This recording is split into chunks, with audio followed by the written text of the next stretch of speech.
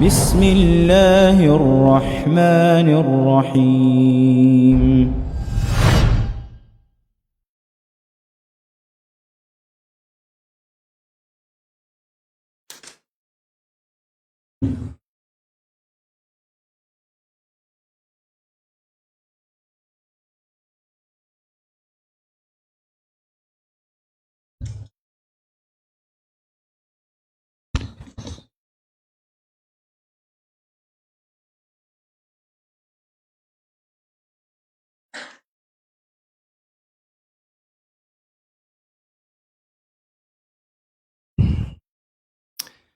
Bismillahirrahmanirrahim.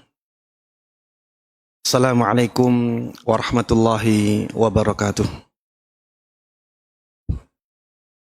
Innal hamdalillah nahmaduhu wa nasta'inuhu wa nastaghfiruh wa na'udzu billahi min syururi anfusina wa min sayyiati a'malina. May yahdihillahu fala mudilla lahu wa asyhadu an la ilaha illallah wahdahu la syarika lah wa asyhadu anna Muhammadan abduhu wa rasuluh. Ya ayyuhalladzina amanu ittaqullaha haqqa tuqatih wa la tamutunna illa wa antum muslimun. Amma ba'd. Fa inna asdaqal hadithi kitabullah wa khairal huda huda Muhammadin sallallahu alaihi wasallam wa syarral umuri muhdatsatuha fa inna kulla muhdatsatin bid'ah wa kulla bid'atin dhalalah wa kulla dhalalatin finnar. Para jemaah sekalian, hadirin dan hadirat, Bapak Ibu, ikhwati wa akhwati fillah, rahimana wa rahimakumullah. Alhamdulillah, kita terus memuja dan memuji Allah subhanahu wa ta'ala atas banyak sekali nikmat-nikmatnya yang Allah terus berikan kepada kita. Nikmat yang saking banyaknya kita tidak akan mampu menghitungnya. Sebagaimana Allah tegaskan di dalam Al-Quran, wa in ta'uddu ni'matallahi la tuhsuha. Apabila kalian berusaha untuk menghitung semua nikmat Allah, kalian tidak akan mampu menghitungnya. Dan nikmat yang terbesar yang Allah berikan kepada kita adalah nikmat Islam, yang dengannya kita bisa mendapatkan karunia yang paling besar, yaitu syurga Allah subhanahu wa ta'ala, yang kenikmatannya di atas khayalan manusia. Kemudian nikmat berada di atas sunnah Nabi sallallahu alaihi wasallam sebagai seorang yang ahlus sunnah wal jamaah. Ini merupakan nikmat yang sangat besar setelah kenikmatan Islam. Tanpa nikmat sunnah ini, maka kita terancam dimasukkan oleh Allah subhanahu wa ta'ala ke dalam nerakanya. Sebagaimana disebutkan oleh Nabi kita Muhammad sallallahu alaihi wasallam dalam hadis yang menjelaskan tentang perpecahan yang terjadi di umat ini. Umat ini terpecah menjadi berapa? 73 golongan. Semuanya masuk neraka kecuali satu, yaitu ahlus sunnah wal jamaah. Dengan nikmat sunnah ini, kita akhirnya semangat untuk menegakkan tauhid dan tuntunan-tuntunan Nabi kita Muhammad sallallahu alaihi wasallam di dalam hati kita, di dalam diri kita. Dan itu karunia yang sangat besar, nikmat yang sangat luar biasa, yang tidak bisa dihargai dengan materi. Maka bersyukurlah kepada Allah subhanahu wa ta'ala dengan syukur yang sebenar-benarnya terhadap nikmat Islam dan nikmat sunnah. Para jemaah sekalian rahimana wa rahimakumullah. Salawat dan salam, keberkahan dan kenikmatan semoga selalu terlimpahkan dan tercurahkan kepada Nabi Agung Muhammad sallallahu alaihi wasallam. Begitu pula kepada seluruh keluarga beliau, seluruh sahabat beliau, dan seluruh kaum muslimin yang mengikuti beliau dan para sahabatnya dengan baik hingga hari akhir nanti. Ikhwati wa akhwati fillah, a'azzanallahu wa iyyakum. Tema yang akan kita angkat pada kesempatan kali ini adalah tentang silaturrahim atau silaturrahmi.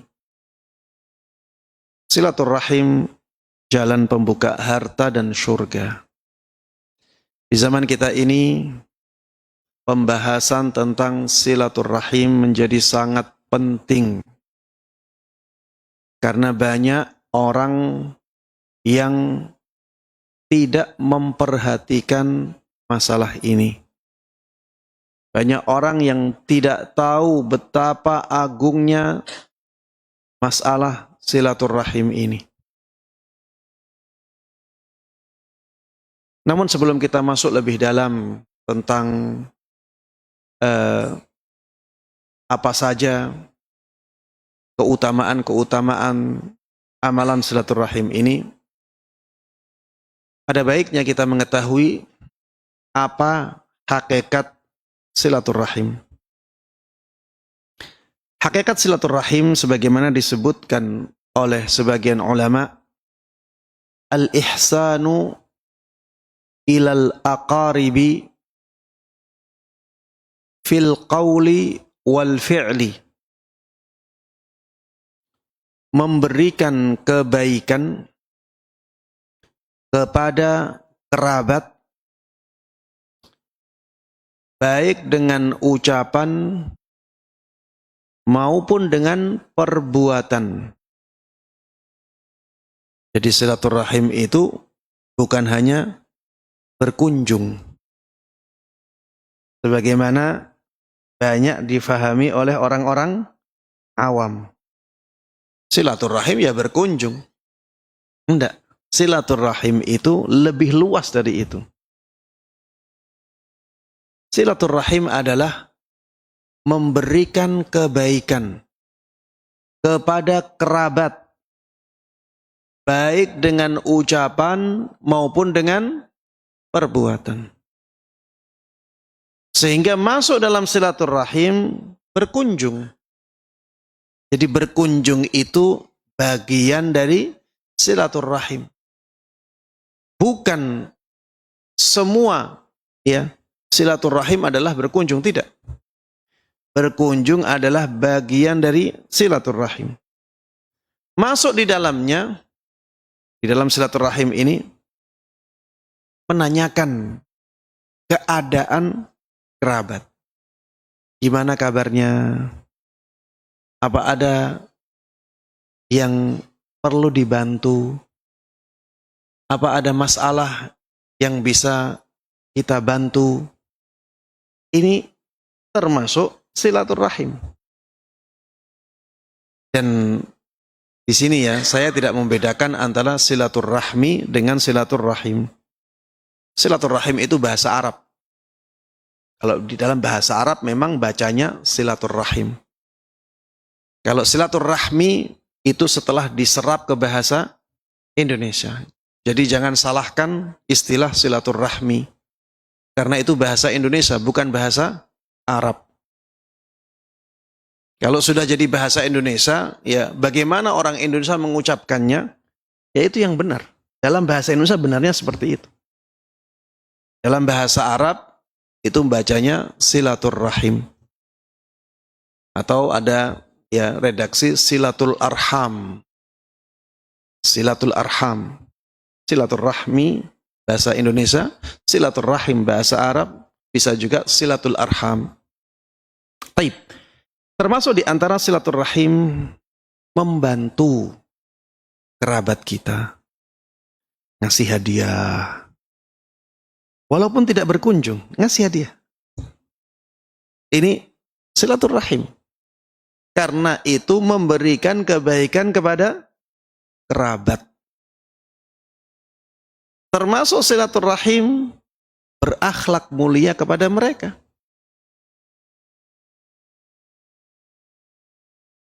Jadi memuliakan mereka, kemudian menjadikan mereka nyaman dengan kita, itu silaturahim. Karena itu adalah perbuatan memberikan kebaikan kepada kerabat. Kemudian yang penting juga untuk diketahui tentang silaturahim. Silaturahim ini hubungannya dengan apa? Kerabat. Bukan dengan setiap orang. Jadi jangan sampai kita memahami sebagaimana pemahaman orang-orang awam, yang penting berkunjung, itu silaturahim. Berkunjung ke siapapun itu namanya silaturahim. Dan itu masuk dalam keutamaan silaturahim. Pemahaman seperti ini tidak benar. Silaturahim itu memberikan kebaikan kepada kerabat. Jadi yang ada hubungan kekerabatannya. Ustadz, hubungan kekerabatan itu apa? Hubungan kekerabatan itu orang yang punya hubungan dengan kita baik melalui ayah kita atau melalui ibu kita. Semua yang ada hubungannya dengan kita melalui ayah dan ibu itu namanya kerabat. Baik dia mahram ataupun tidak. Jadi kerabat itu lebih luas dari mahram. Jadi kerabat kita ada yang mahram kita, ada yang bukan mahram kita. Semuanya masuk dalam kategori kerabat. Jadi mahram itu lebih khusus daripada kerabat. Setiap mahram pasti kerabat. Tidak setiap kerabat itu mahram. Mahram itu orang yang tidak boleh dinikahi. Ya. Selama-lamanya. Dan sebabnya adalah sebab yang mulia. Baik. Para jemaah sekalian rahimana wa rahimakumullah. Silaturahim itu amalan yang sangat mulia sekali di dalam Islam. Banyak sekali dalil-dalil yang menunjukkan tentang keutamaan silaturahim. Dan di zaman kita ini, kita sangat penting untuk diingatkan kepada keutamaan silaturahim. Kita sangat butuh untuk diingatkan tentang keutamaan ini. Apalagi di zaman kita ini, yang banyak orang meremehkan masalah kekerabatan ini. Apalagi ditambah misalnya kerabat-kerabatnya belum kenal sunnah. Dia sendirian di keluarga itu yang sudah ngaji. Karena ada perbedaan dari sisi pandangan terhadap masalah tertentu dalam agama, akhirnya terjadi ketidakharmonisan.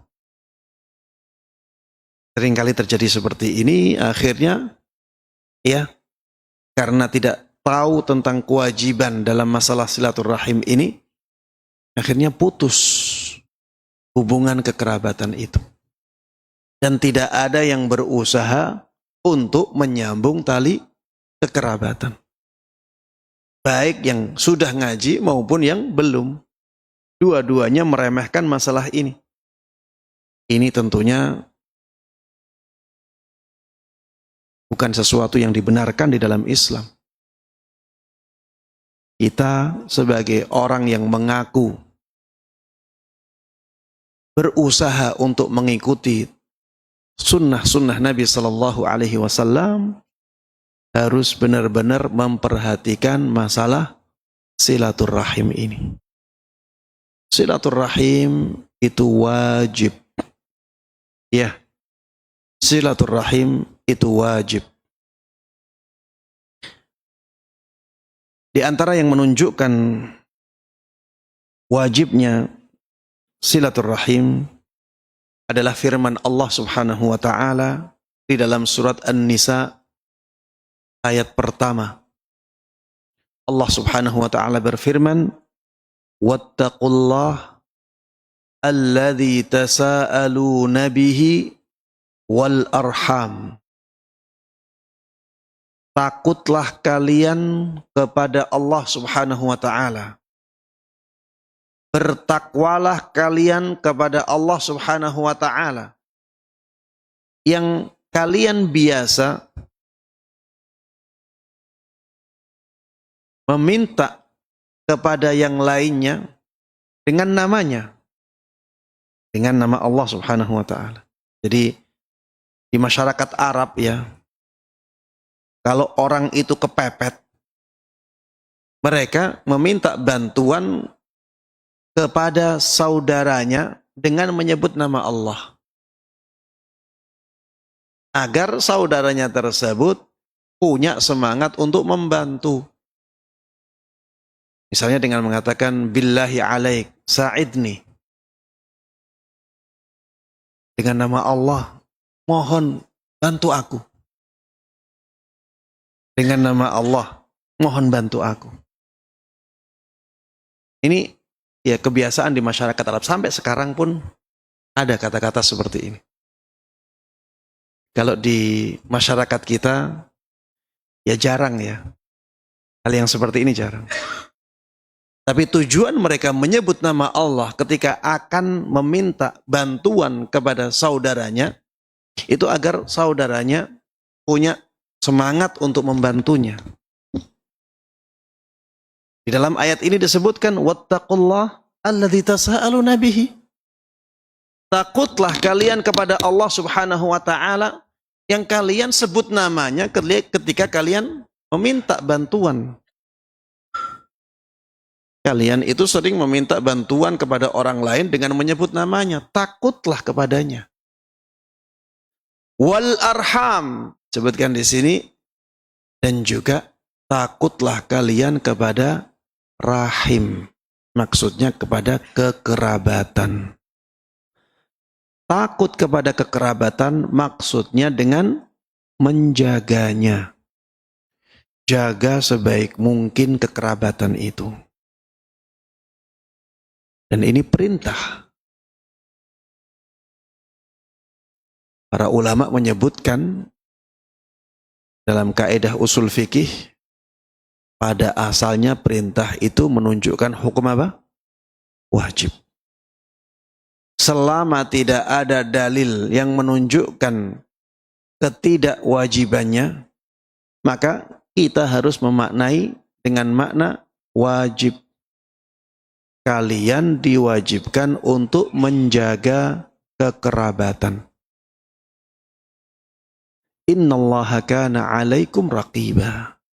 Sesungguhnya Allah Subhanahu wa taala itu terus mengawasi kalian. Para jemaah sekalian rahimana wa rahimakumullah. Termasuk di antara yang menunjukkan wajibnya menjaga tali kekerabatan ini adalah hadis qudsi. Allah Subhanahu wa taala di dalam hadis qudsi mengatakan kepada rahim atau tali kekerabatan, ama tardain an asilaka man wasalak, ama tardain an asila man wasalak wa aqta'u man qata'ak.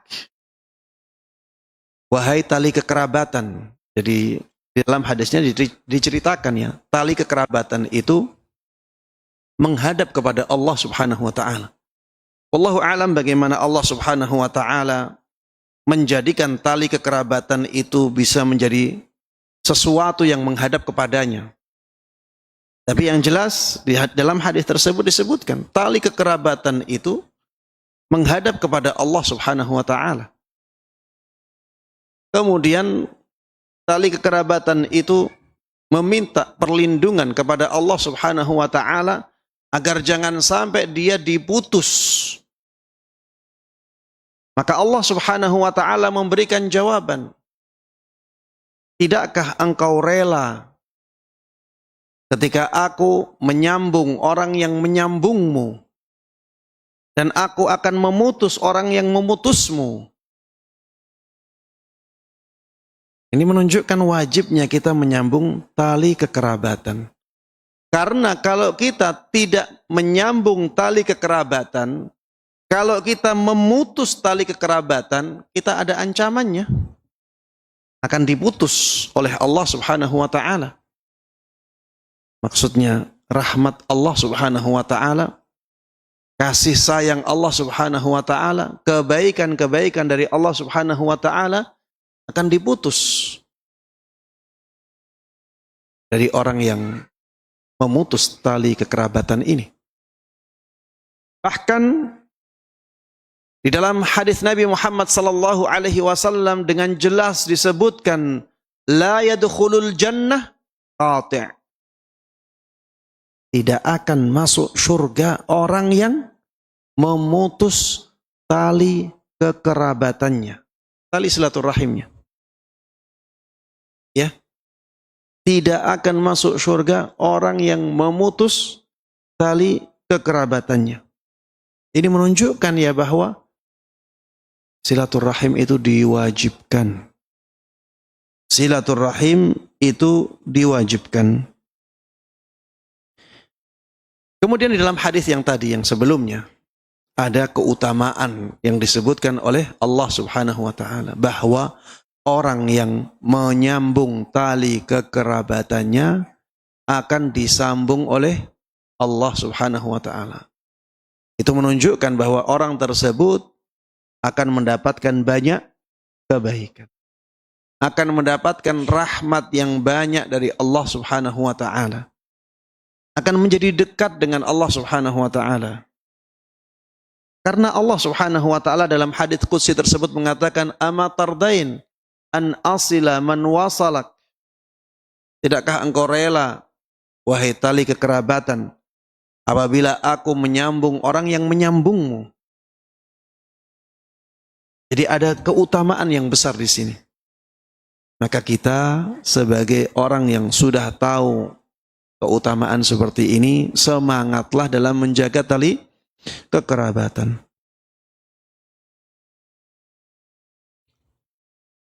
Silaturahim para jemaah sekalian rahiman wa rahimakumullah, termasuk di antara ajaran yang sangat inti di dalam Islam. Ini sering tidak disadari,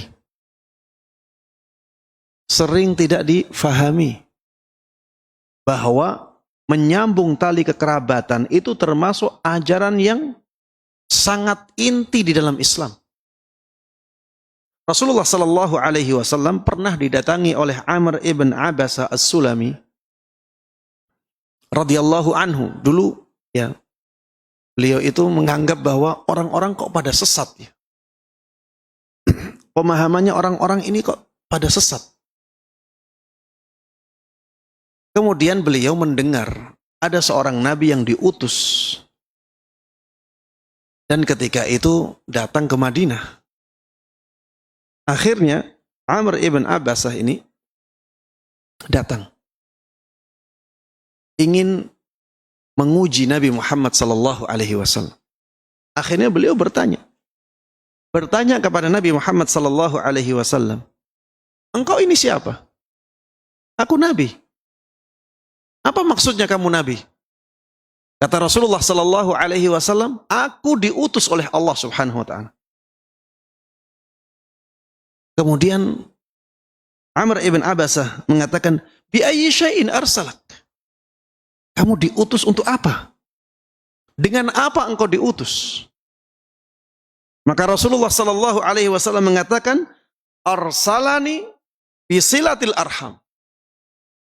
Itu yang pertama kali disebut oleh Nabi Muhammad sallallahu alaihi wasallam. Allah mengutus kepadaku, Allah mengutus aku untuk menjalankan silaturrahim. Untuk menyebarkan silaturrahim. Yang disebut pertama kali oleh Nabi sallallahu alaihi wasallam masalah ini. Ini menunjukkan bahwa masalah ini itu masalah yang sangat inti dalam ajaran Islam. Ketika beliau ditanya, Allah mengutusmu dengan apa? Beliau mengatakan, Allah mengutusku dengan silaturrahim. Wa kasril awsan. Allah juga mengutusku untuk menghancurkan berhala-berhala. Wa an yuwahhadallah la yushraku bihi syai'. Dan agar Allah subhanahu wa ta'ala itu ditauhidkan, tidak disekutukan dengan sesuatu apapun.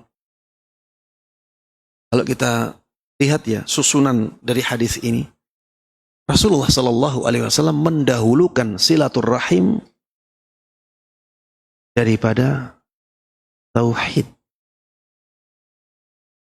Ini menunjukkan betapa pentingnya masalah silaturrahim di dalam Islam. Suatu ketika ada seorang Arab Badui datang kepada Nabi sallallahu alaihi wasallam. Rasulullah baru datang dari safar, masih di atas ontanya. Orang Arab Badui ini datang-datang geret Nabi sallallahu alaihi wasallam. Ya, orang Arab Badui ini biasanya kurang sopan ya. Ya memang kebiasaan di sana seperti itu. Kebiasaan di Badui, di desa pelosoknya memang kurang beradab. Datang kepada Nabi sallallahu alaihi wasallam dengan kebiasaannya. Rasulullah digeret. Padahal beliau baru datang dari safar. Kemudian orang Arab Badui ini bertanya, "Akhbirni bima yuqarribuni minal jannah wa ma yuba'iduni minan nar." Kabarkan kepadaku amalan yang bisa mendekatkan aku ke dalam surga, amalan yang bisa mendekatkan aku dengan surga, dan amalan yang bisa menjauhkanku dari neraka.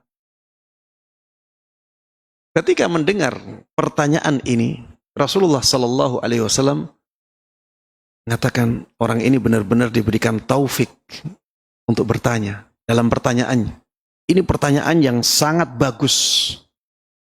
Orang ini benar-benar mendapatkan taufik dalam pertanyaan ini. Maka Rasulullah sallallahu alaihi wasallam mengatakan dalam jawabannya, ta'budullah la tusyriku bihi syai'ah.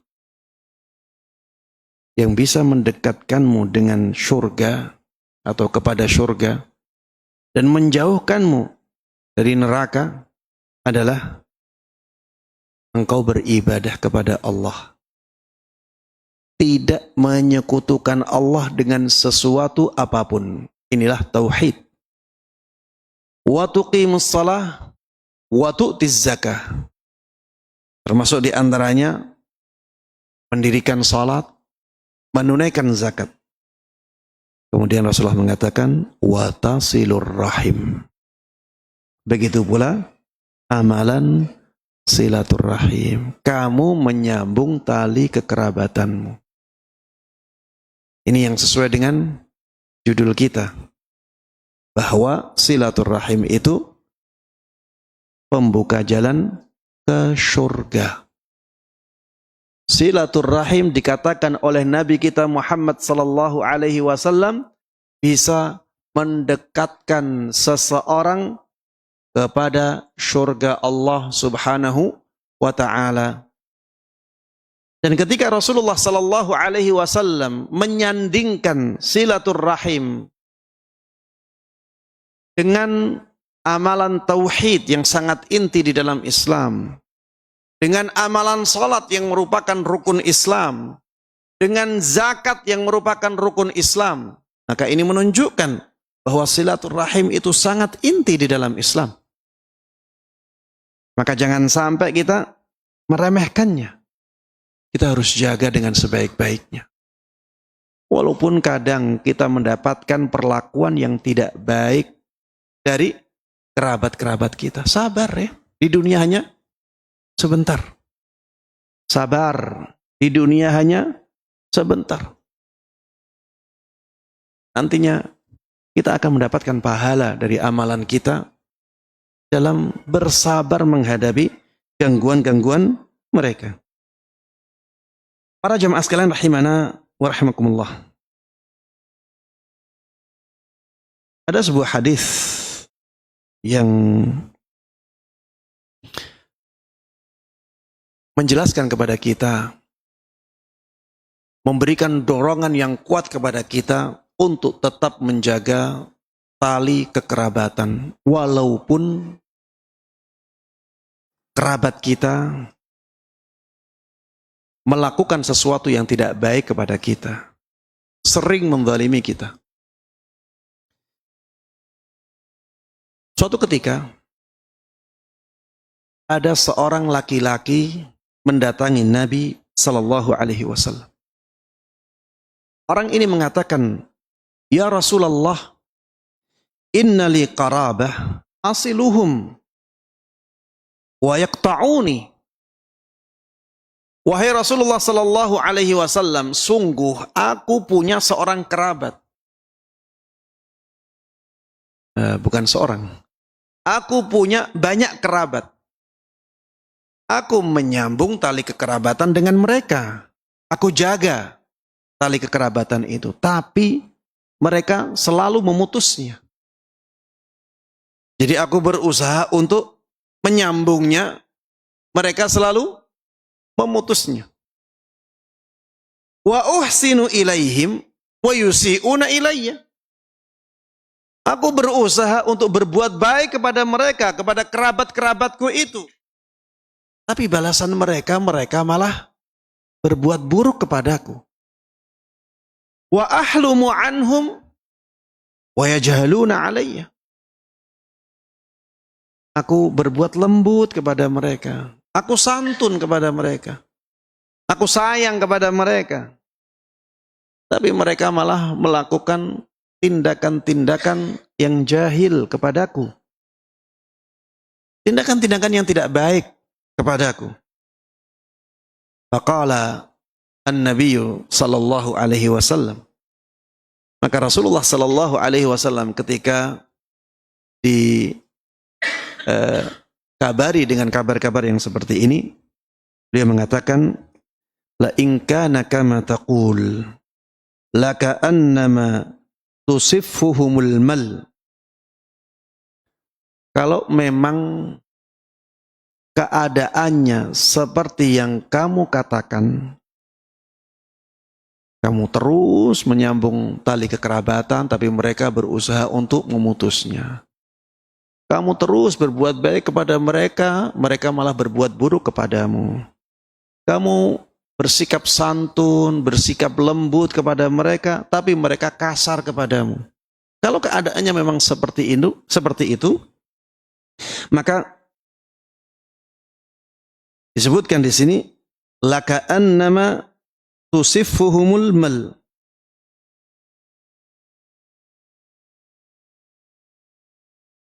Artinya, seakan-akan kamu memberi mereka makanan debu yang panas.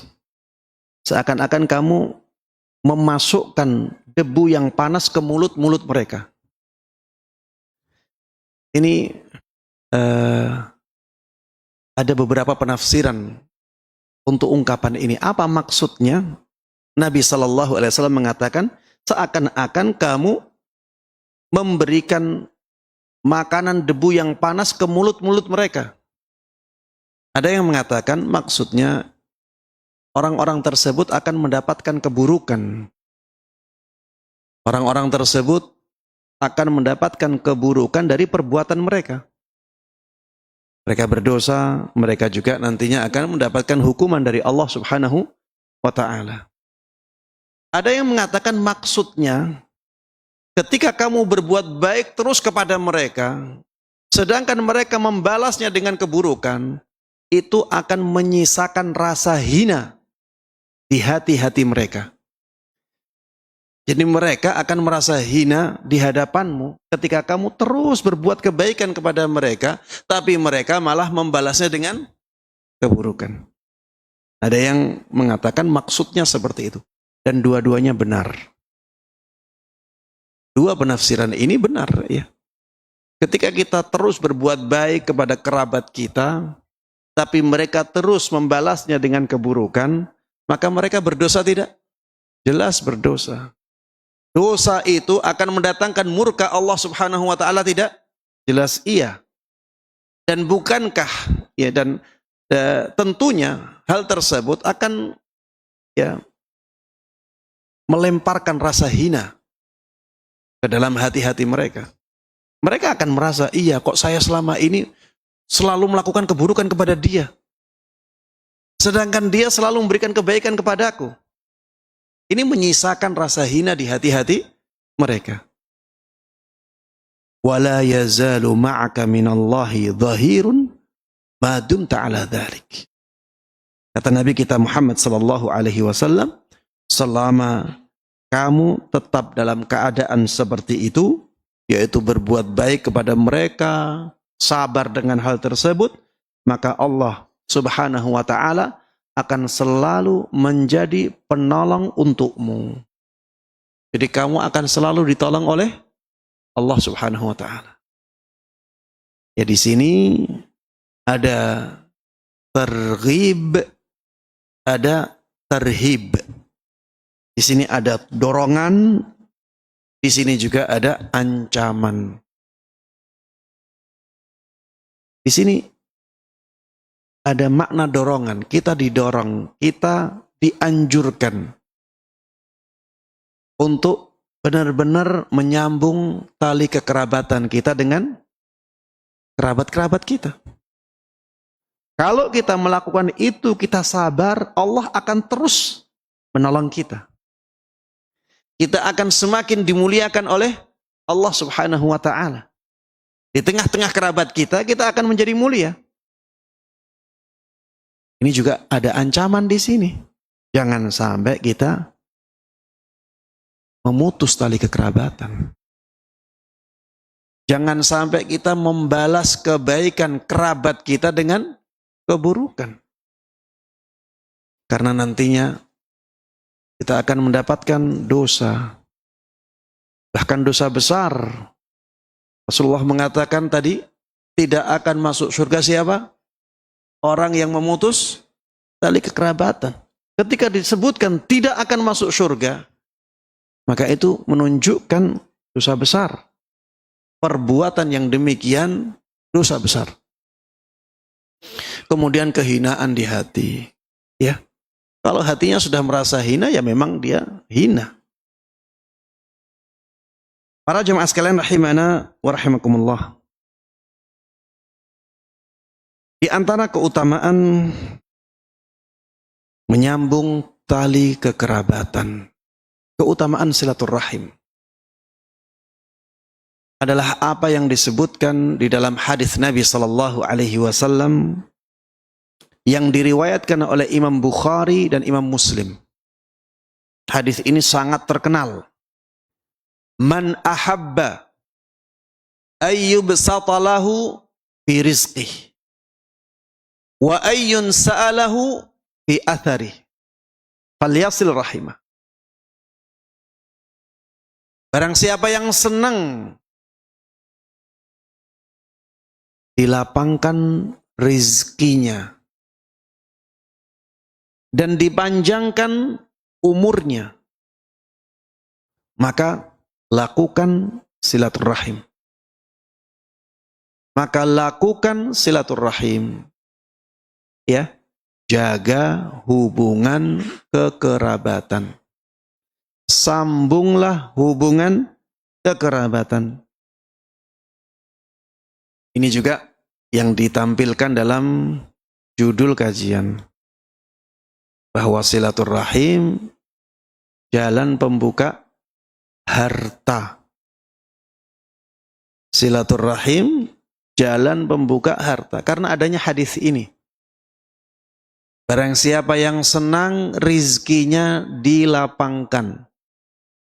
Dan umurnya dipanjangkan. Maka lakukan silaturrahim. Siapa yang tidak suka dengan dua hal ini? Harta yang lapang, umur yang panjang. Setiap dari kita pasti menginginkan dua hal ini. Dan hadis ini para jamaah sekalian rahimana wa rahimakumullah menunjukkan ya bahwa balasan dari amalan ibadah itu tidak selalu balasan akhirat. Ada juga balasan-balasan dunia. Walaupun kita seringkali tidak bisa menemukan hubungan antara silaturrahim dengan lapangnya rizki. Atau antara silaturrahim dengan panjangnya umur. Tapi ketika hal itu telah disebutkan oleh Nabi kita Muhammad sallallahu alaihi wasallam, maka kita sebagai seorang muslim yang menyerahkan diri kepada Allah Subhanahu wa taala harus percaya, yakin dengan seyakin-yakinnya. Karena tidak mungkin Nabi kita Muhammad sallallahu alaihi wasallam salah dalam ucapannya. Beliau maksum. Kalau beliau salah ucap, langsung ditegur oleh Allah Subhanahu wa taala. Ketika tidak ditegur oleh Allah Subhanahu wa taala, pasti itu kebenaran. Tapi kita harus pahami dengan pemahaman yang benar, ya. Apa silaturahim tadi?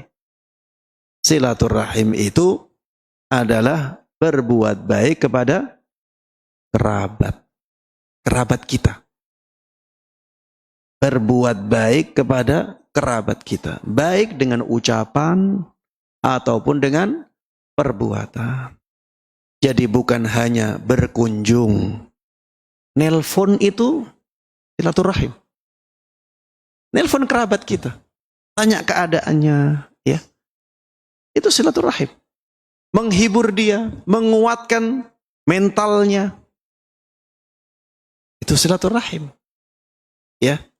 Kemudian siapa kerabat itu? Silaturahim itu bukan kepada semua orang. Silaturahim itu kepada kerabat saja. Ustadz, apakah berarti kita tidak menjaga hubungan baik dengan selain kerabat? Jawabannya, tidak. Kita juga menjaga hubungan baik dengan selain kerabat. Tapi keutamaan silaturahim yang disebutkan di dalam hadis seperti ini tidak kita dapatkan di sana. Kaum muslimin dengan muslim yang lainnya, seorang muslim dengan muslim yang lainnya, itu saudara. Iya, itu ukhuwah imaniyah. Kita berkunjung ke rumah saudara kita, sesama muslim, ada keutamaannya. Tapi tidak seperti keutamaan berkunjung kepada saudara kita yang punya hubungan kekerabatan dengan kita. Ya, jadi kalau kita misalnya membaca hadis-hadis yang seperti ini, kita harus tahu itu adalah amalan silaturahim. Yang pertama, tidak harus berkunjung, yang penting kita melakukan kebaikan. Yang kedua, itu khusus untuk kerabat kita. Dan kerabat tadi sudah disebutkan, siapapun yang ada hubungan kekerabatan dengan kita, baik melalui jalur ayah ataupun melalui jalur ibu. Ya. Baik. Para jemaah sekalian rahimana wa rahimakumullah. Disebutkan tadi bahwa silaturahim bisa melapangkan rezeki. Kalau kita cari-cari hubungannya bisa. Walaupun tadi saya katakan, kalaupun kita tidak mendapatkan hubungan antara silaturahim dengan lapangnya harta, ya tetap kita harus percaya. Tapi kalau dicari-cari hubungannya ada. Misalnya ya, dengan kita berbuat baik kepada kerabat, maka Allah Subhanahu wa taala akan membalas kebaikan kita. Bukankah Allah Subhanahu wa taala mengatakan wa ma anfaqtum min syai'in fahuwa yukhlifu? Apapun yang kalian infakkan itu akan dibalas oleh Allah Subhanahu wa taala, akan diganti oleh Allah Subhanahu wa taala. Kalau kita misalnya memberikan bantuan kepada saudara kita, Allah akan bantu kita. Ini ada hubungan. Atau misalnya kalau kita menyambung tali kekerabatan, menjaga tali kekerabatan itu dengan mengunjungi, dengan menelpon, ya, menjaga hubungan, akhirnya relasi kita semakin banyak. Relasi banyak, hubungan baik. Ketika mereka membutuhkan bantuan dari kita, kita bisa membantu mereka dan nanti kita mendapatkan manfaat duniawi dari bantuan-bantuan itu. Mungkin mereka butuh ya sesuatu yang berkaitan dengan usaha kita. Akhirnya kita bisa menjual ke mereka. Intinya relasi ini juga berkaitan dengan harta. Ketika kita relasinya banyak karena silaturahim terus, ya, dan hubungan kita baik, maka itu akan berpengaruh terhadap sisi rezeki kita. Belum lagi jalan-jalan lain yang hanya Allah yang tahu. Wa yarzuqhu min haitsu la yahtasib. Allah bisa memberikan rezeki kepada orang yang bertakwa dari jalan yang tidak dia sangka-sangka. Kemudian disebutkan di situ juga panjangnya umur. Jadi silaturahim atau silaturahmi itu bisa menjadikan umur seseorang lebih panjang. Para ulama berbeda pendapat dalam masalah ini. Maksudnya lebih panjang di sini bagaimana? Apakah lebih panjang itu maksudnya yang harusnya umurnya hanya 40 jadi 45? Ataukah yang dimaksud dengan umur panjang itu yang harusnya 40 tahun itu hanya bisa mengumpulkan 1000 amal kebaikan, tapi dengan silaturahim ini akhirnya umurnya menjadi semakin berkah. Sehingga dia bisa mengumpulkan 2000 kebaikan dalam 40 tahun itu. Ini perbedaan pendapat di kalangan para ulama. Ya, ada yang mengatakan maksudnya dipanjangkan umurnya itu, umurnya menjadi semakin berkah. Umurnya menjadi semakin apa? Berkah. Yang harusnya dia hanya bisa mengumpulkan amalan yang sedikit, dengan umur yang sama, dia bisa mengumpulkan amalan yang lebih banyak. Sehingga seakan-akan umurnya bertambah. Ini penafsiran yang pertama. Penafsiran yang kedua, memang umurnya ditambah. Memang umurnya ditambah secara zahir. Wallahu a'lam, ya, tidak ada yang mustahil dari dua kemungkinan ini. Tidak ada yang mustahil dari dua kemungkinan ini. Dan lebih baik kita membawanya ke makna aslinya. Memang ditambah. Memang ditambah. Jadi memang umurnya menjadi lebih panjang. Kalau ada yang bertanya, Ustadz, apakah berarti dengan seperti itu takdirnya berubah? Maka jawabannya, kalau takdir yang di Lauh Al-Mahfuz, takdir yang inti, tidak akan berubah. Tapi kalau takdir yang ada di tangan malaikat, maka bisa berubah. Dan perubahan takdir yang ada di tangan malaikat itu tidak keluar dari takdir yang ada di Al-Lauhul Mahfuz atau takdir yang inti itu. Sehingga tidak ada perubahan di sana, tapi yang terlihat berubah adalah takdir yang ada di tangan malaikat. Ya, jadi yang di tangan malaikat misalnya ya, tulisannya kalau dia silaturahim maka umurnya jadi misalnya 50. Kalau tidak silaturahim umurnya jadi 45 misalnya. Ternyata dia silaturahim, akhirnya umurnya jadi 50.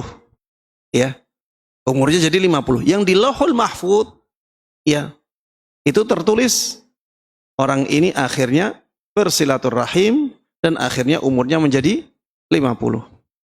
Sehingga tidak ada perubahan di takdir inti. Yang ada adalah perubahan di takdir yang ada di tangan malaikat. Wallahu a'lam. Para jemaah sekalian rahimana wa rahmakumullah. Mungkin ada yang bertanya, Ustadz, saya punya tetangga, Masya Allah, dia baik sekali dengan kerabatnya. Tapi umurnya pendek, Ustadz. Umurnya 40. Masih muda meninggal, Ustadz. Ini bagaimana? Maka jawabannya, mungkin saja kalau tanpa silaturahim umurnya lebih pendek lagi. Bisa jadi. Tapi jangan sampai kita menyalahkan hadisnya. Bisa jadi kalau dia tidak sebaik itu, umurnya lebih pendek lagi. Sehingga kita tidak menyalahkan hadis sama sekali. Kita tetap menjaga kemurnian hadis Nabi Sallallahu Alaihi Wasallam. Kita menjaga dan menghormati sabda-sabda Nabi kita Muhammad Sallallahu Alaihi Wasallam. Baik, disebutkan di dalam hadis tersebut bahwa silaturahim bisa membuka rizki. Man ahabba an yubsatalahu fi rizkihi. Barang siapa yang senang rizkinya itu dilapangkan. Rizki ini, apakah pasti harta? Jawabannya? Kata-kata rizki itu memang tidak pasti harta. Tapi ternyata ada riwayat yang lain yang menyebutkan harta. Bahwa yang dilapangkan itu memang hartanya. Di dalam hadis yang diriwayatkan oleh Imam Ahmad dalam musnadnya, Rasulullah Sallallahu Alaihi Wasallam mengatakan, bukan hadis itu, hadis yang diriwayatkan oleh Imam At-Tirmidzi dalam kitab Sunannya, beliau mengatakan, fa inna silatar rahimi mahabbatun fil ahl, mathratun fil mal, mansa'atun fil athar. Kata Rasulullah Sallallahu Alaihi Wasallam, sesungguhnya amalan silaturahim itu bisa mendatangkan kecintaan keluarga. Jadi orang yang sering melakukan silaturahim akan dicintai oleh keluarganya, akan dicintai oleh kerabatnya. Kemudian yang kedua, mathratun fil mal. Ini yang ana maksud. Dia bisa melapangkan harta. Di sini Rasulullah Sallallahu Alaihi Wasallam dengan tegas mengatakan yang dilapangkan apa? Hartanya. Mathratun fil mal. Jadi silaturahim itu bisa melapangkan harta. Mansa'atun fil athar. Silaturahim bisa memanjangkan umur seseorang. Ya. Kalau kita lihat ya di dalam hadis ini balasannya berkaitan dengan dunia semuanya. Kecintaan kerabat kepada orang yang melakukan silaturahim ini juga dirasakan di dunia. Kemudian lapangnya harta ini juga ya dirasakan oleh seseorang di dunia. Kemudian panjangnya umur dirasakan oleh seseorang di dunia, ya. Belum lagi pahala akhiratnya. Baik, yang berikutnya. Termasuk di antara keutamaan amalan silaturahim adalah apa yang disebutkan oleh Nabi Muhammad sallallahu alaihi wasallam di dalam hadis yang diriwayatkan oleh Imam Ahmad dalam kitab Musnadnya. Rasulullah mengatakan alaihi salatu wassalam, wasilatur rahimi wa husnul khuluqi wa husnul jiwari ya'muranid diyar wa yazidani fil a'mar. Silaturahim, akhlak yang mulia dan kebaikan bertetangga itu bisa menjadikan daerah itu menjadi hidup, menjadi tumbuh, menjadi makmur. Kenapa? Ya karena kalau orang-orang di situ itu semangat dalam menjaga kekerabatannya, maka mereka akan rukun, mereka akan guyub, mereka akan harmonis, mereka akan kompak. Yang kekompakan tersebut, keharmonisan itu, dan keadaan guyub mereka itu akan memakmurkan daerahnya, menjadikan daerahnya makmur. Wa yazidani fil a'mar, dan kedua amalan tersebut juga akan menambah umur seseorang. Para jemaah sekalian rahiman rahimakumullah, mungkin bisa dicari ya hubungan antara silaturahim dengan panjangnya umur. Mungkin ada hubungannya dengan ketenangan hati.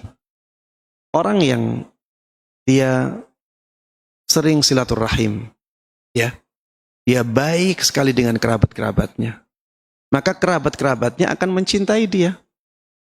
Akan semakin minim masalah-masalah dia dengan kerabat-kerabatnya. Ketika masalah-masalahnya semakin minim, maka pikirannya, hatinya akan tenang. Dan ketenangan itu bisa menjadikan orang awet tua atau awet muda. Ya intinya dia akan lebih panjang umurnya. Beda kalau orang banyak masalah, hatinya tidak tenang, ya tiba-tiba stroke. Karena mikir banyak masalah. Ya, ada hubungan ke sini. Ada hubungannya. Makanya jangan sampai ketika kita mendengar hadis yang secara sekilas itu tidak ada hubungannya, tidak benar, jangan tergesa-gesa menyalahkan hadis. Ya, hadis Nabi SAW itu datang dari orang yang diistimewakan oleh Allah Subhanahu wa taala dengan kemaksuman. Dan seperti inilah harusnya sikap seorang muslim, seorang mukmin terhadap apa yang dikatakan dan disampaikan oleh Nabi kita Muhammad sallallahu alaihi wasallam. Yang berikutnya ada athar dari sahabat Ibnu Umar radhiyallahu anhuma yang menjelaskan tentang keutamaan silaturahim. Beliau mengatakan, "Manittaqa rabbah wa wasala rahimah nusi'a fi ajalihi wa thara maluhu wa ahabbahu ahluhu." Barang siapa yang bertakwa kepada Rabb-nya dan dia menyambung tali kekerabatannya, maka ajalnya akan diakhirkan, berarti umurnya dipanjangkan. Wa thara maluhu, hartanya akan melimpah, berarti hartanya menjadi sangat lapang. Wa ahabbahu ahluhu, dan keluarganya akan senang kepadanya. Ya, kalau ada yang bertanya tadi hampir sama dengan umur, Ustadz, saya punya kerabat, dia Masya Allah baiknya minta ampun kepada saudara-saudaranya, tapi ternyata tidak kaya juga. Apa jawabannya? Dia sudah silaturahim saja, keadaannya seperti itu, apalagi kalau tidak. Ya, bisa jadi kalau tidak silaturahim lebih miskin lagi. Ya, kita tidak tahu. Ya, jatah rizki dia di sisi Allah Subhanahu wa ta'ala. Bisa jadi sudah ditambah amalan silaturahim, ya, dia masih kecukupan, tidak sampai kekurangannya, dia cukup. Kalau tidak silaturahim mungkin malah tidak cukup sama sekali. Terus di antara ya keutamaan amalan silaturahim adalah hadis yang apa yang disebutkan oleh Rasulullah sallallahu alaihi wasallam dalam hadisnya. Tuftahu abwabul jannah. Ini hadis di Sahih Muslim. Dan ini ada kabar gaibnya. Ini termasuk tanda kenabian seseorang, mengabarkan sesuatu yang gaib. Tuftahu abwabul jannah yaumal itsnaini wa yaumal khamis. Pintu-pintu surga itu dibuka oleh Allah Subhanahu wa taala setiap hari Senin dan setiap hari Kamis. Fayawfiru likulli 'abdin la yusyriku billahi syai'a. Kemudian Allah Subhanahu wa taala di kedua hari tersebut memberikan ampunan kepada setiap hamba yang tidak menyekutukan Allah Subhanahu wa taala dengan sesuatu apapun. Dia tidak melakukan kesyirikan sedikit pun. Illa rajulan kanat bainahu wa baina akhihi syahna. Kecuali, ini berarti orang yang akan disebutkan tidak diampuni oleh Allah dosa-dosanya di hari Senin dan hari Kamis, di saat pintu-pintu surga dibuka oleh Allah Subhanahu wa taala. Kecuali seseorang yang antara dia dan saudaranya terjadi percekcokan. Ya. Terjadi perselisihan. Terjadi pertengkaran, ketidakakuran. Fayuqal anziru hadaini hatta yastaliha. Anziru hadaini hatta yastaliha. Anziru hadaini hatta yastaliha. Tunggu dua orang ini, jangan diampuni dulu. Sampai keduanya rukun. Sampai keduanya memperbaiki hubungannya. Ini menunjukkan ya bahwa pertengkaran, perselisihan antar kerabat itu bisa menghalangi ampunan dari Allah Subhanahu wa taala. Makanya kita harus hati-hati dalam hal ini. Jangan sampai kita yang memutus tali kekerabatan. Kalau ada masalah segera diselesaikan. Ustadz, kalau kita sudah berusaha untuk menyelesaikan tapi kerabat kita yang nggak mau selesai, gimana Ustadz? Yang penting kita sudah berusaha. Ya, yang penting kita sudah berusaha. Dalam sebuah hadis ya, Rasulullah sallallahu alaihi wasallam mengatakan, "Laisal wasilu bil mukafi." Orang yang menyambung tali kekerabatan itu bukan orang yang membalas kebaikan kerabatnya. Kalau kerabatnya menyambung tali kekerabatan, dia sambung tali kekerabatan dengan kerabat itu. Bukan itu. Orang yang menyambung tali kekerabatan itu kata Nabi kita Muhammad sallallahu alaihi wasallam, walakinnal wasila alladhi idza quti'at rahimuhu wasalaha. Orang yang menyambung tali kekerabatan yang sejati adalah orang yang ketika tali kekerabatannya diputus, dia berusaha untuk menyambungnya. Dia berusaha untuk menyambungnya. Inilah orang yang menyambung tali kekerabatan yang sejati, yang sempurna seperti itu. Makanya, ya, semangatlah untuk menjaga tali kekerabatan. Semangatlah untuk menjaga tali kekerabatan. Di sana ada pahala dunia, di sana ada pahala yang lebih besar dari itu, yaitu pahala akhirat. Dengannya kita mendapatkan syurga Allah Subhanahu wa ta'ala. Ada athar dari sahabat Ibn Abbas radhiyallahu anhuma, dan ini berkaitan dengan kabar gaib. Kalau ada perkataan sahabat tapi isinya kabar yang gaib, maka pada asalnya dihukumi marfu', dianggap seperti hadis Nabi sallallahu alaihi wasallam. Karena tidak ada kemungkinan sahabat Nabi sallallahu alaihi wasallam berbohong atas nama agama. Tidak ada kemungkinan itu. Apalagi kalau kita melihat kebiasaan masyarakat Arab ketika Rasulullah sallallahu alaihi wasallam diutus. Jadi dusta, bohong itu bukan dari masyarakat Arab. Bohong dan dusta itu di masyarakat Arab itu sangat aib sekali. Makanya ada hadis ya, yang ketika Rasulullah sallallahu alaihi wasallam ditanya, apakah seorang mukmin itu berzina? Apakah seorang mukmin itu mencuri? Rasulullah sallallahu alaihi wasallam ditanya dengan dosa-dosa besar. Rasulullah mengatakan, iya, mungkin. Tapi ketika ditanya, apakah seorang mukmin itu berdusta? Rasulullah mengatakan tidak. Karena dusta itu sangat buruk sekali di masyarakat Arab ketika itu.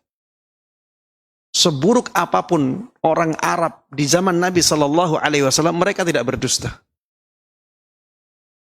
Kita bawa keadaan ini ke sahabat Nabi yang merupakan bagian dari masyarakat Arab. Ketika ada sahabat Nabi sallallahu alaihi wasallam menyampaikan sesuatu tentang kabar gaib, tidak ada kemungkinan dia berdusta. Karena memang masyarakat Arab ketika itu tidak berdusta. Apalagi atas nama agama yang sangat mereka agungkan. Jadi benar-benar tidak ada kemungkinan berdusta. Berarti mereka tidaklah mendapatkan keterangan itu kecuali dari siapa? Dari Rasulullah sallallahu alaihi wasallam. Karena mereka nggak tahu yang gaib. Yang tahu sesuatu yang gaib ya Rasulullah sallallahu alaihi wasallam ketika dikabari. Jadi Rasulullah tahu yang gaib, tapi hanya pada hal-hal yang dikabari, diwahyukan kepada beliau. Tidak semua yang gaib itu diketahui oleh Nabi sallallahu alaihi wasallam. Makanya Nabi ketika ditanya kapan hari kiamat terjadi, apakah Rasulullah sallallahu alaihi wasallam bisa menjawab? Jawabannya tidak. Mal mas'ulu anha bi'a'lama minas sa'il, kata Nabi sallallahu alaihi wasallam. Yang ditanya tidak lebih tahu daripada yang bertanya. Tidak semua yang gaib diketahui oleh Nabi sallallahu alaihi wasallam. Tapi Nabi tahu banyak sesuatu yang gaib setelah dikasih kabar oleh malaikat Jibril atau oleh Allah Subhanahu wa taala. Ketika sahabat Nabi sallallahu alaihi wasallam mengabarkan tentang sesuatu yang gaib, maka tidak ada kemungkinan lain kecuali mereka mendapatkannya dari Nabi sallallahu alaihi wasallam. Ada pengecualian. Dikecualikan oleh para ulama, sebagian sahabat Nabi yang banyak mengambil penjelasan dari Taurat, dari kitab-kitab, dari Alkitab ya, yang dulu ahlul kitab kemudian masuk Islam ya. Kalau dia terkenal banyak mengambil keterangan-keterangan dari kitab-kitab sebelumnya, pada sahabat yang seperti itu kita tidak bisa memastikan bahwa yang disampaikannya itu dari Nabi sallallahu alaihi wasallam. Dan sahabat Ibnu Abbas tidak yang demikian. Beliau mengatakan, wa kullu rahimin atiyatun yaumal qiyamah amama sahibiha. Tali kekerabatan itu nantinya akan mendatangi setiap orang. Akan mendatangi orang yang punya tali kekerabatan itu. Tashhadu lahu, dan dia akan memberikan persaksian. bisilatin in kana wasalaha. Persaksian bahwa orangnya dulu menyambung tali kekerabatannya apabila memang dahulu menyambung tali kekerabatannya. Wa alaihi biqati'atin in kana qata'aha. Dan dia akan bersaksi buruk dengan tindakan memutus tali kekerabatan apabila orang tersebut dahulu memutus tali kekerabatannya. Jadi dalam hadis ini atau dalam perkataan ini sahabat Ibnu Abbas mengatakan nanti di hari kiamat tali kekerabatan itu akan memberikan persaksian kepada orang yang mempunyai tali kekerabatan itu. Persaksian itu bisa persaksian yang bermanfaat bagi orangnya, bisa persaksian yang membahayakan orangnya. Apabila persaksiannya baik, yaitu bahwa orang tersebut menyambung tali kekerabatannya, maka persaksiannya bermanfaat. Apabila persaksiannya itu buruk, yaitu bahwa orang tersebut itu dulu memutus tali kekerabatannya, maka akhirnya akan mendatangkan kerugian. Akhirnya akan menjadikan orang tersebut ya mendapatkan hukuman atau siksaan. Maka jadilah orang-orang yang menyambung tali kekerabatan sehingga nanti tali kekerabatan itu memberikan persaksian yang baik kepada kita. Dan untuk menyambung tali kekerabatan ini kita dituntut untuk mengetahui siapa kerabat kita. Kita dituntut untuk mengetahui siapa kerabat kita. Makanya sahabat Ibnu Abbas dahulu mengatakan, "I'rifu ansabakum, tasilu arhamakum." Ketahuilah nasab-nasab kalian, sehingga kalian bisa menyambung tali kekerabatan kalian. Kata Syekh Abdul Razak hafizahullah, menyambung tali kekerabatan tidak mungkin bisa dilakukan kecuali dengan mengetahui nasab.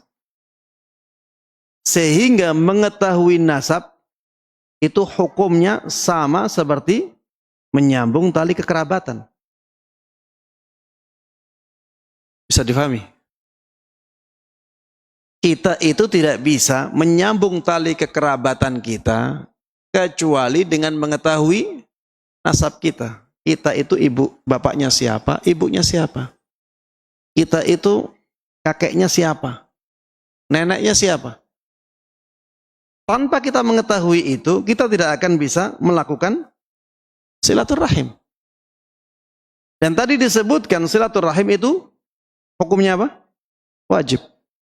Maka mengetahui nasab juga menjadi wajib.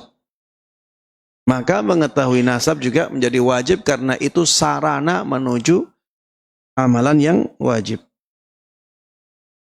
Sahabat Ibnu Abbas meneruskan penjelasannya. Beliau mengatakan, "Fa innahu la qurba birrahimi idza quti'at wa in kanat qaribah." Tali kekerabatan itu tidak akan bisa dekat ketika diputus walaupun sebenarnya masih dekat. Wala bu'da biha idza wusilat wa in kanat ba'idah.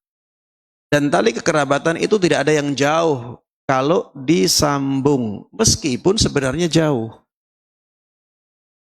Meskipun sebenarnya jauh, kalau disambung tetap saja kelihatan dekat.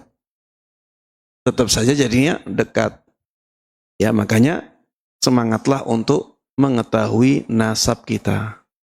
Ini di Indonesia juga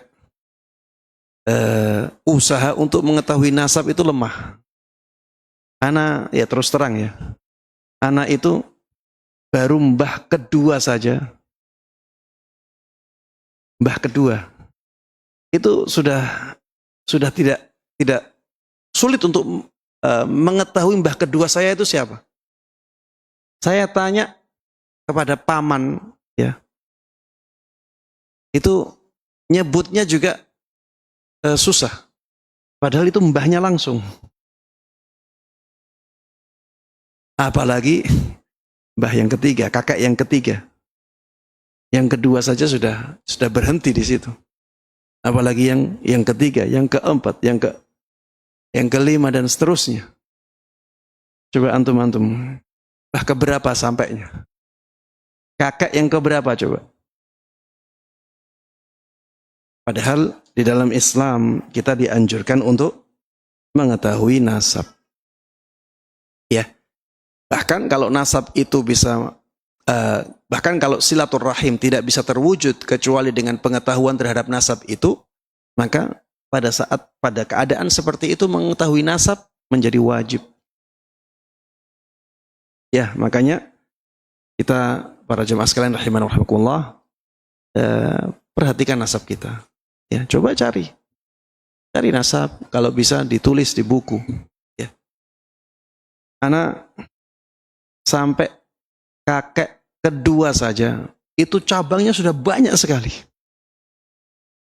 Iya. Bukunya jadi tebal.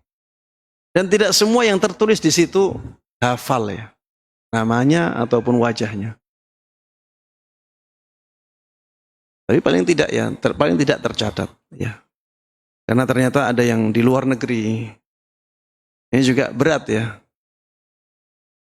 Tapi ya, paling tidak kita punya usaha untuk melakukan yang demikian. Tapi para jemaah sekalian rahimanahumullah, yang terakhir, Ana ingin memberikan penekanan pada amalan silaturahim ini. Jadi karena kita sudah tahu keutamaan silaturahim, kita juga sudah tahu ancaman orang yang memutus tali kekerabatan, maka semangatlah untuk melakukan amalan silaturahim ini. Dan alhamdulillah ya, tidak ada batasan di dalam syariat dalam masalah silaturahim ini. Yang penting kita melakukan kebaikan kepada kerabat-kerabat kita. Yang penting kita melakukan kebaikan kepada kerabat-kerabat kita. Baik itu berupa ucapan. Kalau tidak ada materi, dengan ucapan bisa. Dan alhamdulillah sekarang media sosial ya juga banyak. Nelpon dengan media sosial itu sekarang seakan-akan gratis ya. Karena kuotanya murah banget. Kalau zaman dulu beda ya, nelpon banyak ya biayanya. Kalau sekarang sudah seperti gratis. Maka jangan sampai kita malas untuk menyambung tali kekerabatan itu. Apalagi hubungannya dengan orang tua. Ayah dan ibu. Kalau kita di perantauan, jangan hanya ya ketika pulang kampung saja menyambung tali kekerabatannya. Mereka adalah orang yang paling berjasa kepada kita setelah Allah Subhanahu wa ta'ala. Makanya Allah Subhanahu wa ta'ala mengatakan di dalam surat Luqman, anishkurli wali walidaik. Syukurlah kepada aku dan kepada kedua orang tuamu. Syukurlah kepada Allah dan syukurlah juga kepada orang tuamu. Ini menunjukkan bahwa orang tua itu harusnya benar-benar ya dijaga perasaannya, benar-benar diperhatikan kebutuhannya. Telepon. Alhamdulillah sekarang semuanya mudah. Coba tanya bagaimana kabarnya mereka, apa yang mereka butuhkan. Kalau misalnya mereka menginginkan kita mengunjunginya, maka segera kunjungi orang tua. Karena belum tentu ya mereka umurnya bisa panjang sesuai dengan yang kita inginkan. Para jemaah sekalian rahimana rahimakumullah, hadis-hadis yang tadi menunjukkan keutamaan silaturrahim, maka orang tua adalah orang yang paling pertama masuk dalam hadis itu.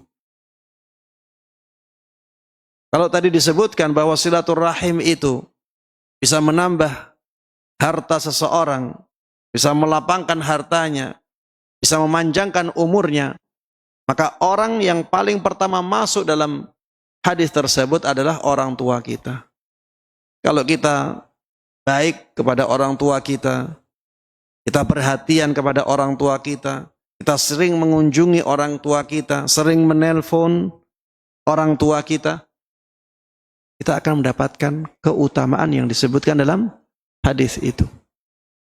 Kita akan mendapatkan lapangnya rizki, kita juga akan mendapatkan panjangnya umur. Ya, belum lagi keutamaan-keutamaan yang lain. Tadi disebutkan bahwa silaturahim itu bisa mendekatkan kita ke surga Allah Subhanahu wa taala. Tadi disebutkan silaturahim itu bisa mendatangkan kecintaan kecintaan keluarga kepada kita dan seterusnya. Ya, demikian yang bisa kita bahas bersama pada kesempatan kali ini, mudah-mudahan bermanfaat dan Allah berkahi. Amin amin ya rabbal alamin. Sallallahu wasallam wa baraka ala nabiyina Muhammadin wa ala alihi wa sahbihi wa man tabi'ahum bi ihsanin ila yaumiddin. Walhamdulillahi rabbil alamin. Baik, ada yang bertanya silakan. Nah, jazakallahu khairan wa barakallahu fiik Ustaz untuk penyampaian materinya. Dan kita masuk ke sesi tanya jawab. Untuk yang pertama mungkin kami bacakan yang dari YouTube Ustaz ya. Semoga Ustaz beserta keluarga selalu diberikan kesehatan. Izin bertanya Ustaz, saya memiliki kakak perempuan yang hidupnya masih dalam kekurangan. Rumah masih mengontrak, usaha hanya dagang makanan kecil-kecilan. Dan masih memiliki satu anak yang duduk di bangku SD yang membutuhkan biaya setiap harinya. Namun, anak-anaknya yang sudah berkeluarga seolah kurang perhatian terhadap ibunya ini, kakak saya. Mereka sibuk dengan keluarga mereka sendiri. Pertanyaannya, sampai mana batasan kita untuk membantu kerabat kita tersebut? Mohon penjelasannya Ustaz. Jazakallahu khairan. Ya, para jemaah sekalian rahiman rahimakumullah. Ya, ini fenomena atau kenyataan yang memilukan ya. Kenyataan yang menyedihkan. Dan ini banyak terjadi di masyarakat. Jadi anak dihidupi oleh orang tua. Dari kecil diperhatikan oleh orang tuanya, baik ayah maupun ibunya. Setelah anak dewasa, sudah lupa kepada orang tuanya. Dia menikah, meninggalkan orang tuanya. Kalau hanya jauh, tapi terus menjaga hubungan kekerabatan, masih bagus ya. Tapi ini sudah jauh, tidak memperhatikan orang tuanya sama sekali. Ini sesuatu yang sangat buruk sekali. Sesuatu yang sangat buruk sekali. Para jamaah, walaupun kita itu pas-pasan, berikan sebagian dari apa yang diberikan kepada kita oleh Allah Subhanahu wa taala untuk orang tua kita. Kita misalnya punya penghasilan 100.000 dalam sehari. Kalau misalnya kebutuhan keluarga kita 100.000 misalnya, kita masih bisa menyedekahkan 5.000 dan menekan biaya untuk keluarga kita. Kasihkan untuk orang tua. Dan ingatlah bahwa dengan memberikan sebagian dari yang Allah berikan kepada kita, kepada orang tua, ini bisa melapangkan rizki kita, melapangkan harta kita. Kita dapat pahala, kita juga mendapatkan harta yang lapang.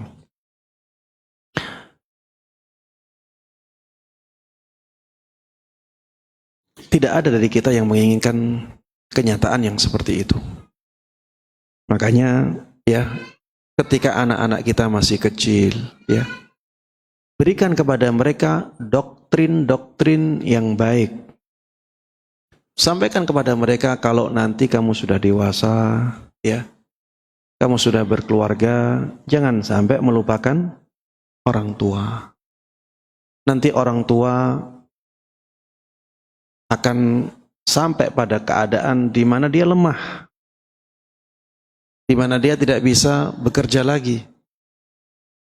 Semakin tua, orang tua semakin lemah, semakin tidak pintar mencari rizki. Maka bantu orang tua ketika itu. Kita kasih doktrin ini kepada anak, walaupun mereka masih kecil. Itu akan diingat oleh anak. Dan para jemaah sekalian rahimana rahimakumullah, fenomena, kejadian, kenyataan yang tidak baik itu ada sebabnya. Dan bisa jadi sebabnya adalah memang kesalahan orang tua. Bisa jadi. Bisa jadi dulu orang tuanya juga tidak baik kepada orang tuanya. Bisa jadi orang tua tersebut dulu tidak mengarahkan anaknya untuk ingat kepada orang tuanya saat orang tuanya membutuhkan mereka. Akhirnya jadinya seperti itu. Tapi yang jelas ketika keadaan sudah terjadi, maka kita harus mencari solusi. Ketika misalnya ya kita punya saudara, dia punya anak, anak-anaknya tidak perhatian kepada saudara kita ini, dan kita mampu membantu-bantu. Kita punya kemampuan untuk membantunya, bantu. Ustadz itu anak-anaknya malah jadinya mengandalkan kita, walaupun keadaannya seperti itu. Bantuan kita tetap bernilai apa? Pahala. Bantuan kita tetap bermakna silaturrahim, yang tadi banyak sekali keutamaan-keutamaannya.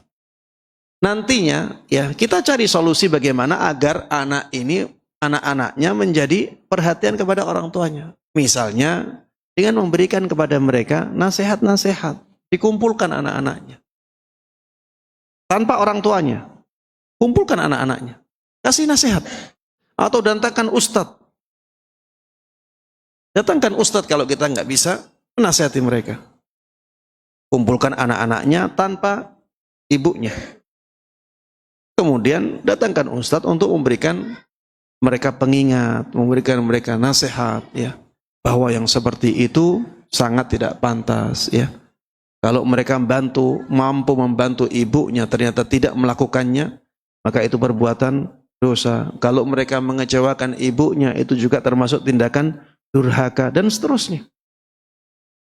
Ya, sehingga ya saudara kita tersebut mendapatkan solusi dari masalahnya, ya, kebutuhan untuk anaknya bisa tercukupi dari kita, kemudian anak-anaknya juga nantinya bisa sadar akan kesalahan mereka dan bisa memperbaiki di hari-hari berikutnya, ya. Demikian, wallahu ta'ala a'lam. Nah, jazakallahu khairan Ustaz untuk penjelasannya. Ada pertanyaan dari Bapak mungkin yang hadir di sini? Silahkan.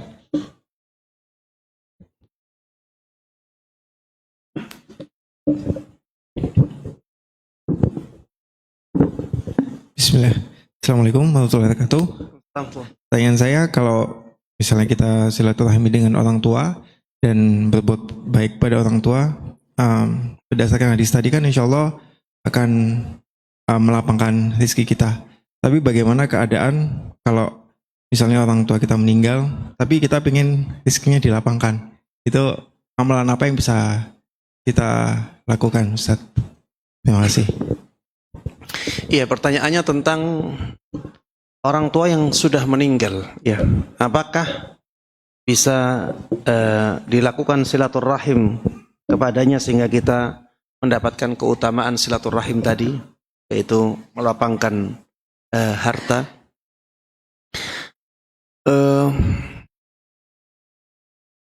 Yang harus kita ketahui yang pertama adalah bahwa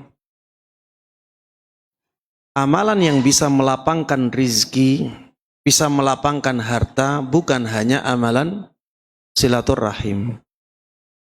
Ya, amalan yang bisa melapangkan harta bukan hanya amalan silaturahim. Banyak amalan-amalan yang lainnya yang bisa melapangkan harta. Seperti misalnya bertakwa kepada Allah Subhanahu wa ta'ala. Disebutkan di dalam ayat wa may yattaqillaha yaj'al lahu makhraja wa yarzuqhu min haitsu la yahtasib. Barang siapa yang bertakwa kepada Allah Subhanahu wa ta'ala, maka Allah akan memberikan solusi bagi dia. Dan Allah akan berikan rizki kepada dia dari jalan yang tidak dia sangka-sangka. Ini menunjukkan bahwa ketakwaan juga bisa melapangkan rizki. Kemudian ada istighfar. Istighfar bisa melapangkan rizki. Di dalam Al-Quran di surat Nuh disebutkan tentang perkataan Nabi Nuh kepada kaumnya, faqultu astaghfiru rabbakum innahu kana ghaffara yursilis samaa'a 'alaikum midrara wa yumdidukum bi amwali wa banin wa yaj'al lakum jannati wa yaj'al lakum anhara. Kemudian aku katakan kepada kaumku, beristighfarlah kalian kepada Rabb kalian, minta ampun kepada Rabb kalian. Sesungguhnya Rabb kalian itu zat yang maha pengampun. Kalau kalian melakukan itu, maka dia, Allah Subhanahu wa ta'ala, akan menurunkan kepada kalian hujan yang lebat, hujan yang banyak. Hujan yang banyak ini akan mendatangkan apa? Banyak rizki. Karena pertanian-pertanian akan subur. Ya, kebun-kebun akan menjadi subur. Hutan-hutan akan menjadi lebat. Dan itu akan mendatangkan rizki. Wa yumdidukum bi amwali wa banin. Bahkan Allah Subhanahu wa ta'ala akan memberikan kepada kalian harta yang banyak. Amwal. Harta yang banyak.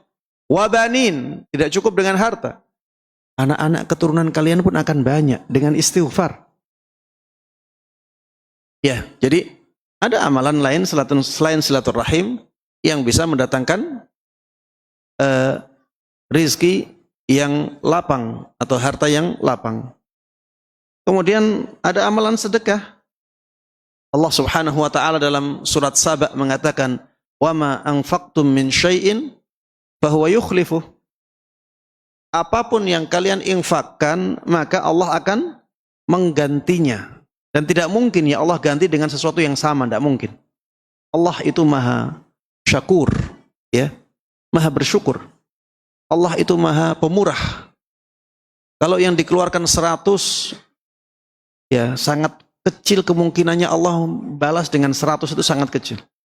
Allah itu maha luas karunia-Nya. Di samping maha luas karunia-Nya, maha pemberi, maha pemurah. Sehingga ketika kita berinfak untuk apapun, ya, yang penting sesuatu yang baik, ya, maka Allah Subhanahu wa ta'ala akan membalas kita dengan balasan yang lebih banyak, lebih baik. Ya, di sana juga ada amalan haji dan umrah. Ya, itu juga bisa melapangkan rizki. Kata Rasulullah sallallahu alaihi wasallam, "Tabi'u bainal haji wal umrah fa innahuma yanfiyani al-faqra wadh-dhunub." Perbanyaklah haji dan umrah karena keduanya itu bisa menghilangkan kefakiran dan dosa-dosa. Kalau fakirnya dihilangkan, apa yang terjadi? Ya akan lapang. Kehidupannya akan lapang. Intinya di sana ada banyak amal-amal yang bisa mendatangkan rizki selain silaturahim. Kalau misalnya orang tua kita sudah ya meninggal, ya, kita merasa tidak bisa menyambung tali kekerabatan lagi dengan orang tua atau memberikan kebaikan kepada orang tua, ya kita melakukan usaha yang lainnya. Tapi ya kita sebenarnya masih bisa ya melakukan kebaikan kepada orang tua kita. Misalnya dengan banyak mendoakan kebaikan untuk orang tua kita. Berbakti kepada orang tua itu bagian dari silaturahim. Dan berbakti kepada orang tua bisa dilakukan walaupun orang tua sudah meninggal. Ya, banyak berdoa. Doakan orang tua kita, terutama doa agar dosa-dosanya diampuni oleh Allah Subhanahu wa ta'ala. Karena orang tua ketika sudah meninggal itu sangat membutuhkan ampunan. Sangat membutuhkan ampunan. Dan ampunan itu pengaruhnya sangat besar bagi orang tua kita. Sebagaimana disebutkan di dalam hadis, ya, ada orang tua yang merasa heran dengan kedudukannya yang sangat tinggi di surga. Kemudian orang tersebut bertanya, dengan apa aku mendapatkan kedudukan yang sangat tinggi ini? Maka dijawab, karena istighfarnya anakmu untukmu. Karena anakmu itu selalu beristighfar untukmu, akhirnya kamu mendapatkan derajat yang tinggi ini di surga. Makanya semangatlah untuk memintakan ampun kepada Allah Subhanahu wa taala untuk orang tua kita. Orang tua kita juga ya bisa kita kirimi pahala sedekah misalnya. Kita bersedekah atas nama orang tua kita. Kita bisa berwakaf atas nama orang tua kita. Kita berwakaf, pahalanya kita peruntukkan untuk orang tua kita, bisa. Itu ada ya dalil-dalilnya yang disebutkan oleh para ulama, ya. Kemudian termasuk di antara kebaikan untuk orang tua kita, walaupun mereka sudah meninggal, saudara-saudaranya, kita jaga hubungan baik dengan mereka.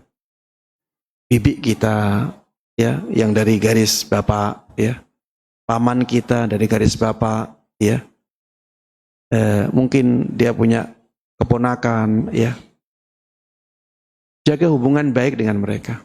Begitu pula dengan teman-teman karibnya, sahabat-sahabat dekatnya. Kita jaga hubungan baik dengan mereka. Itu termasuk ya bakti kita kepada orang tua, dan itu tetap bisa kita lakukan walaupun orang tua sudah meninggal.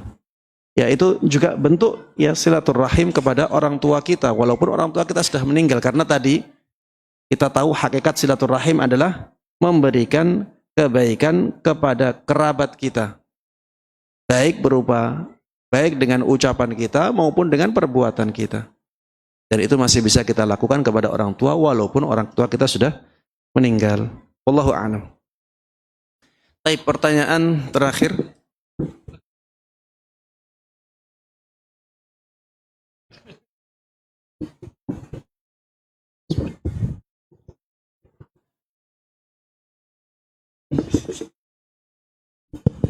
Bismillah.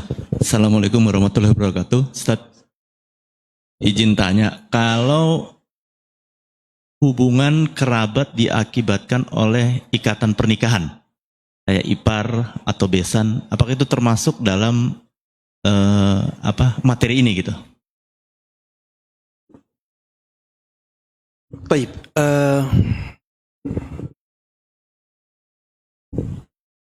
yang ana baca ya dari penjelasan para ulama, kerabat yang dimaksud ya kerabat yang dari garis ayah dan ibu. Kerabat yang dari garis ayah dan ibu. Adapun kerabat dari pernikahan, ya maka itu hubungannya dengan istri kita. Jadi istri itu ketika menyambung tali kekerabatannya, istri yang dapat pahala dari sisi, ya intinya dari sisi istri ya, bukan dari sisi kita. Kita kalau misalnya membantu istri untuk mewujudkan silaturahimnya, ya kita akan mendapatkan pahala sebagaimana pahalanya istri. Dari sisi itunya, ya. Yang ana fahami seperti itu, karena ketika membaca tentang silaturahim ini, yang dimaksud dengan rahim adalah kekerabatan yang dari hubungan ayah dan ibu, ya, dari garis ayah dan ibu. Bisa ke atas, bisa ke samping, bisa ke bawah, ya. Wallahu ta'ala alam. Demikian para jemaah sekalian rahimanallah yang bisa kita bahas bersama pada kesempatan kali ini. Mudah-mudahan bermanfaat, mudah-mudahan Allah berkahi, mudah-mudahan Allah Subhanahu wa taala memberikan taufiknya kepada kita semuanya untuk bisa mengamalkan yang kita dapatkan di majelis ini, dan menyebarkannya kepada orang-orang yang ada di sekitar kita. Amin amin ya rabbal alamin. Wa sallallahu wa sallama wa baraka ala nabiyyina Muhammadin wa ala alihi wa sahbihi wa man tabi'ahum bi ihsanin ila yaumiddin. Wa subhanakallahumma wa bihamdik asyhadu an la ilaha illa anta astaghfiruka wa atubu ilaik. Wassalamualaikum warahmatullahi wabarakatuh. Jazakallahu khairan wa barakallahu fiik kepada Ustaz yang sudah menyampaikan materi kepada kita. Semoga ilmu yang disampaikan oleh Ustaz bermanfaat. Dan semoga Allah Subhanahu wa taala senantiasa menjaga Ustaz beserta keluarga di dalam kebaikan.